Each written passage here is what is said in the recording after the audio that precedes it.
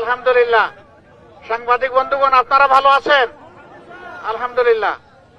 আমরা জানি যে ইলেকশন ইনশাআল্লাহ আগামী 12 ফেব্রুয়ারি অনুষ্ঠিত হবে।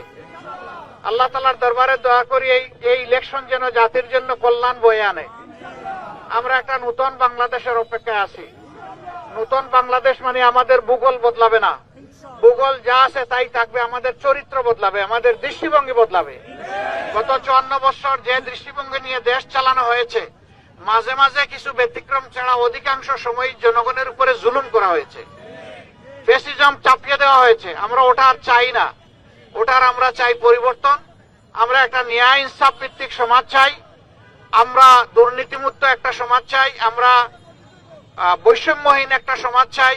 আমরা অতীত নিয়ে পিছনে পড়ে থাকা বা কামড়া কামড়ি করাকে একেবারেই পছন্দ করি না। জামাতে ইসলামী আইনের প্রতি শ্রদ্ধাশীল, এই জন্যে আমরা অনেক জিনিসই মেনে চলার চেষ্টা করি বা সবগুলাই মেনে চলার চেষ্টা করি। এই মিরপুর এবং কাফরুল দীর্ঘদিন সন্ত্রাসের কবলে জর্জরিত ছিল। আমরা দোয়া করি আল্লাহ তাআলা যেন এখানে শান্তির পরিবেশটা সৃষ্টি করে দেন এবং যাদের মাধ্যমে এই শান্তি প্রতিষ্ঠিত হওয়া সম্ভব তাদের হাতেই যেন আল্লাহ সমাজের এই দায়িত্বটা তুলে দেন, আমানতটা তুলে দেন। প্রিয় দেশবাসী, এলাকাবাসী, আমরা আজকে আমাদের ডিজিটাল ক্যাম্পেইনের বাস এবং আরো কিছু ভেহিকেল আছে, সেইগুলো আর আমাদের অফিস আনুষ্ঠানিক উদ্বোধনে এখানে এসেছিলাম। আমরা দোয়া চাই আপনাদের কাছে, যে কথাগুলো আমরা বলছি আল্লাহ যেন সেই কথাগুলো আমাদেরকে মানার তৌফিক দান করেন। আমরা যদি আপনাদের ভোটে সমর্থনে ভালোবাসায় নির্বাচিত হয়ে সরকার গঠন করতে পারি, তাহলে আমরা যেন দেশের মালিক না হয়ে আপনাদের সেবকে পরিণত হতে পারি, সেই দোয়াটা আপনারা করবেন। আমরা যেন আপনাদের পাওনাটা, অধিকারটা, যেহেতু আমাদের সিম্বল হচ্ছে, প্রতীক হচ্ছে দাড়িপাল্লা, আমরা ওজন করে যেন যার যেটা পাওনা তার অধিকার যেন তার ঘরে পৌঁছে দিতে পারি, সেটা আপনারা দোয়া করবেন। আর যেন কোনো মিছিল রাজপথে আমাদের ওরকম দেখতে না হয় যে মিছিল করতে করতে অনেকে ঢলে পড়ছেন, জীবন চলে যাচ্ছে, রাতের পর রাত, দিনের পর দিন বসে আছেন, তাদের দেখার মতো কেউ নাই, কথা শোনার কেউ নাই।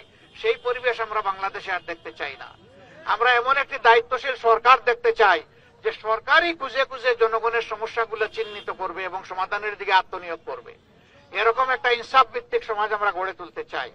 যে সমাজ হবে আমাদের, যে যুব সমাজ 24-এ বুক চিতিয়ে লড়াই করে আমাদেরকে আপাতত মুক্তি এনে দিয়েছে, তাদের কামনা, বাসঙ্কা এবং আকাঙ্ক্ষার সমাজ হবে, সেই সমাজটা আমরা করতে চাই। যুবকদেরকে ধন্যবাদ, মা বোনদেরকেও ধন্যবাদ। এই লড়াই, আল্লাহু আকবার। মা তার 10 মাসের শিশু, 5 মাসের শিশু কোলে নিয়ে রাস্তায় চলে এসেছেন, যুবকদেরকে এসে বলেছেন আমরাও তোমাদের সাথে আছি।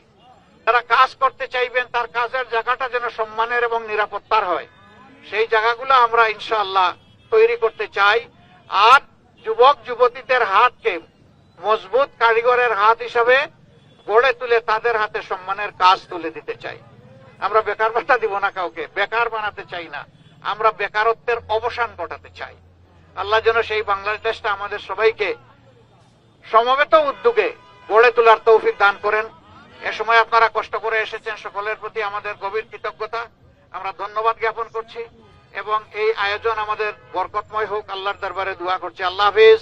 বাংলাদেশ জিন্দাবাদ, বাংলাদেশ জামাতে ইসলামী জিন্দাবাদ, 11 দলীয় ঐক্য, নির্বাচনী ঐক্য জিন্দাবাদ, ঐক্যবদ্ধ বাংলাদেশ জিন্দাবাদ। আসসালামু আলাইকুম ওয়া রাহমাতুল্লাহ।